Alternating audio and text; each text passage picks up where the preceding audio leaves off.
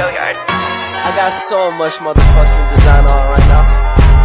Break it down, bring it back, make it clap. I got 3 old thoughts, new block, where that day. Bitches on my line, and you know.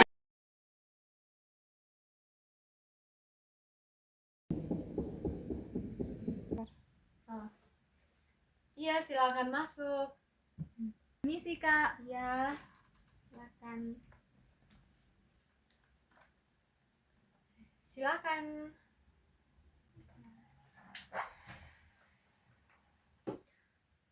Kalau boleh tahu, saya berbicara dengan Mbak siapa ya? Perkenalkan, nama saya Aprilianita. Oh, begitu. Mbak lebih nyaman dipanggil Mbak atau pakai nama? Panggil saya Afrika. Oke. Nah, perkenalkan, nama saya Hendrika Mile. Di sini saya sebagai konselor. Kalau boleh tahu, Apri dari mana? Kebetulan saya dari kampus Kak. Oh iya, kalau boleh tahu, Apri tahu tempat ini dari mana? Saya tahu tempat ini dari rekomendasi dari teman saya. Oh, dari temannya ya. Apakah Apri datang ke sini atas dasar keinginan sendiri atau bagaimana? Iya Kak, saya kesini atas dasar keinginan saya sendiri. Kalau boleh tahu, Apri pernah melakukan bimbingan konseling sebelumnya atau belum pernah? Belum sih Kak, baru kali ini saya ikut bimbingan konseling. Oh, baru pertama ya? Iya Kak. Oke. Nah, Apri, dalam bimbingan konseling ini beberapa hal yang perlu Apri ketahui. Jadi, izinkan saya untuk menjelaskannya ya. Nah, jadi konseling ini adalah suatu layanan yang berusaha untuk membantu seseorang atau klien atau Apri sendiri yang sedang menghadapi masalah atau sulit mengambil keputusan agar Apri dapat mampu untuk memecahkan masalah yang Apri hadapi. Nah, dalam bimbingan konseling ini memiliki beberapa fungsi. Yang pertama itu fungsi pemahaman. Nah, dalam fungsi pemahaman ini Apri sendiri dibantu untuk memahami diri Apri sendiri. Begitu. Kemudian fungsi yang kedua itu adalah fungsi pencegahan. Nah, fungsi pencegahan ini bertujuan untuk mencegah individu atau klien atau Apri sendiri dari masalah yang dapat mengganggu atau menghambat perkembangan Apri. Begitu. Nah, fungsi yang ketiga itu fungsi pengetasan, di mana fungsi ini dapat membantu Apri untuk menuntaskan masalah yang sedang Apri hadapi. Apakah Apri mengerti? Ya Kak. Oke. Nah, dalam bimbingan konseling kita hari ini ada asas-asas yang perlu diperhatikan. Nah, jadi asas yang pertama itu adalah asas kerahasiaan. Nah, dalam asas kerahasiaan ini segala sesuatu yang Apri sampaikan kepada saya akan jamin kerahasiaannya. Saya tidak akan pergi mengumbar ke orang lain. Begitu. Kemudian ada asas keterbukaan. Nah, asas keterbukaan ini Apri diharuskan terbuka atas semua masalah yang tengah Apri hadapi. Apri harus ceritakan semua masalah yang Apri sedang hadapi ke saya. Apakah Apri sudah paham? Paham Kak. Oke. Nah, dalam bimbingan konseling kita pada hari ini, kita membuat kesepakatan terlebih dahulu ya. Iya kak. Oke. Bimbingan konseling kita hari ini cuman berdurasi 30 menit.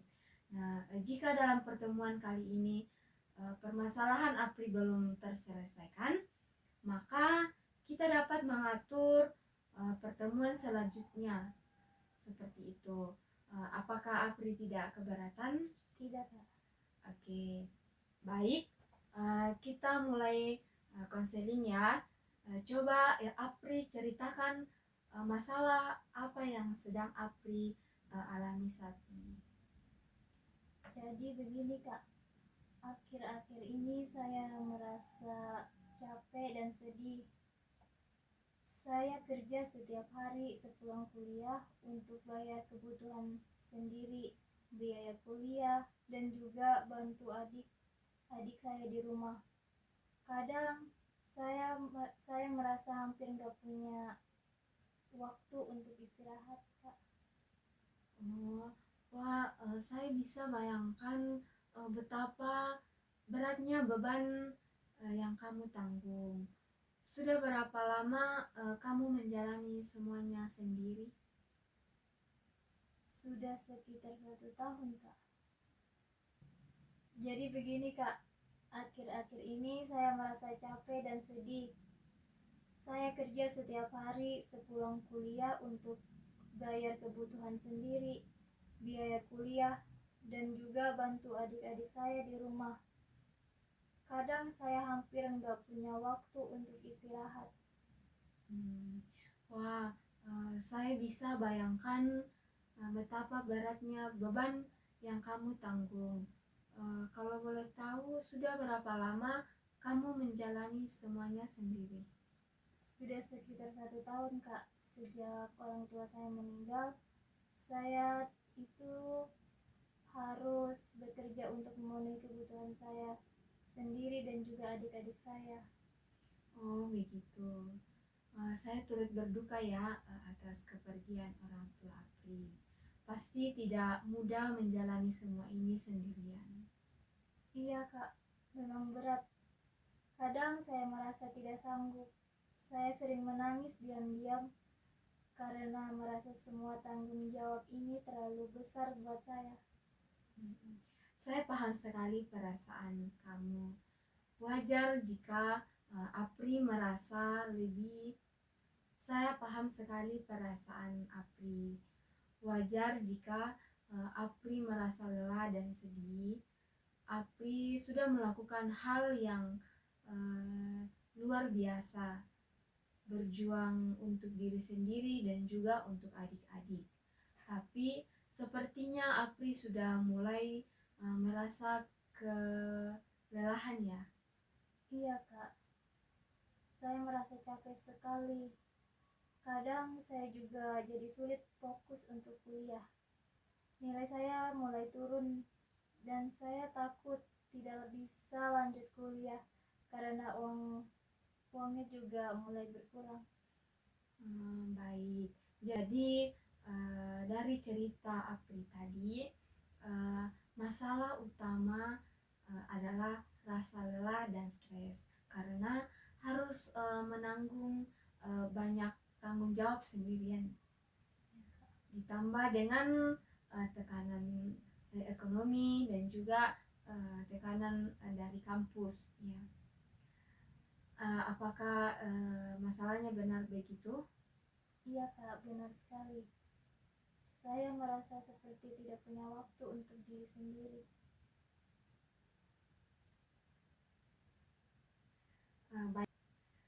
Baik Apri, saya sangat menghargai keterbukaan kamu.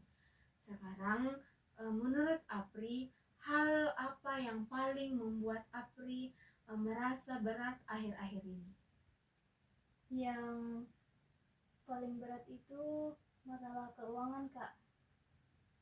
Saya harus bayar uang kuliah, uang kos, dan juga kebutuhan adik-adik. Kadang saya kerja sampai malam, jadi sering kurang tidur kak. Jadi bisa dikatakan kondisi keuangan dan waktu istirahat yang kurang membuat Apri merasa tertekan dan akhirnya mempengaruhi semangat belajar, begitu?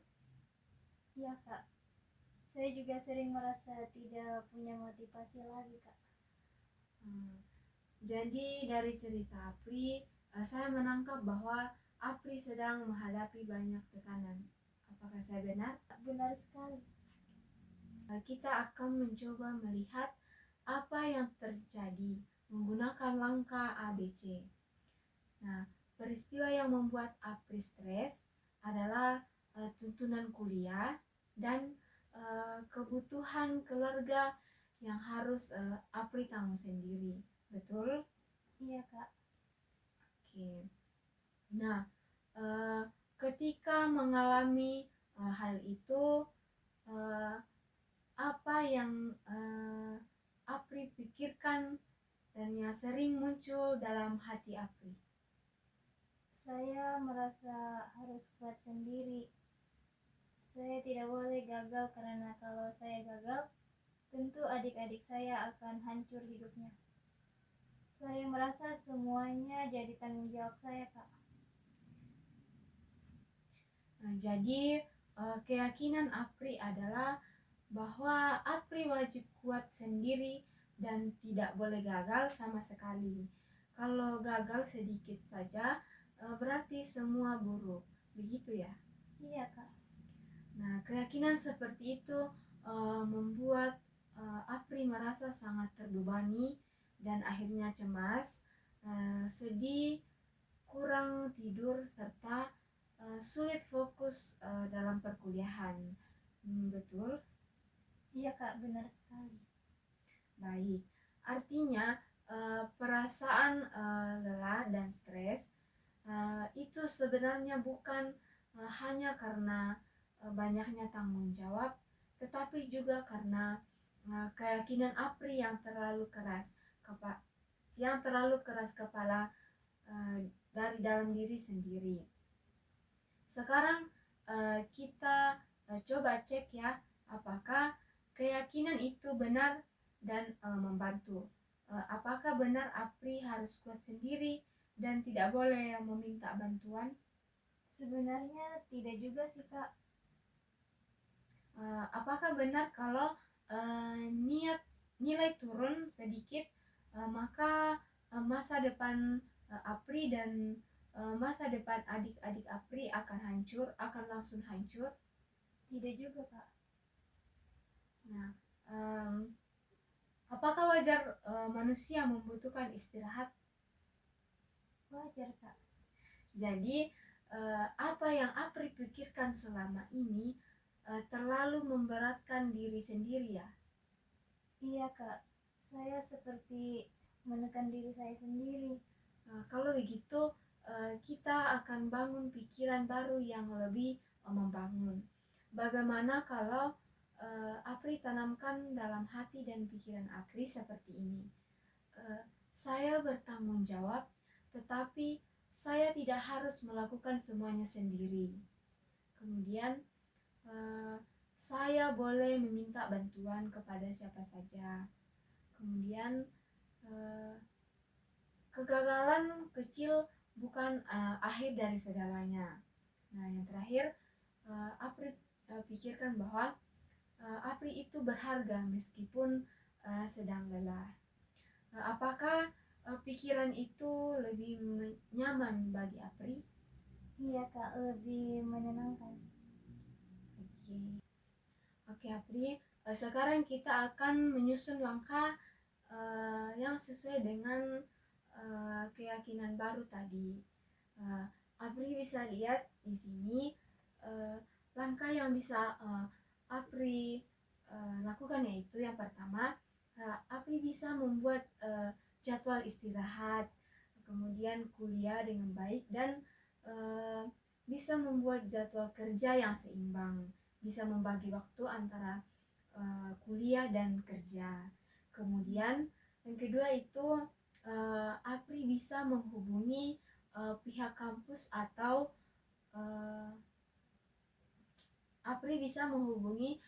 pihak kampus untuk mendapatkan peluang beasiswa atau keringanan biaya. Kemudian Kemudian yang ketiga, membagi tanggung jawab dengan adik atau keluarga yang lain. Pasti Apri memiliki keluarga yang lain. Kemudian keempat itu, Apri menyediakan waktu untuk diri sendiri meski sebentar setiap hari. Dan yang kelima, bisa menghubungi saya atau pendamping rohani jika mulai merasa kewalahan. Apakah Apri mengerti? Saya setuju Kak, saya ingin memperbaiki keadaan. Nah, bagus sekali. Apri sudah mengubah pola pikir yang selama ini membebani. Itu adalah langkah yang sangat besar. Baik Apri, terima kasih sudah berani bercerita. Saya yakin Apri mampu melewati ini. Kita jadwalkan pertemuan minggu depan untuk melihat perkembangannya ya. Iya Kak. Baik Kak, terima kasih banyak. Oke Apri, tetap semangat Apri. Apri tidak pernah sendirian.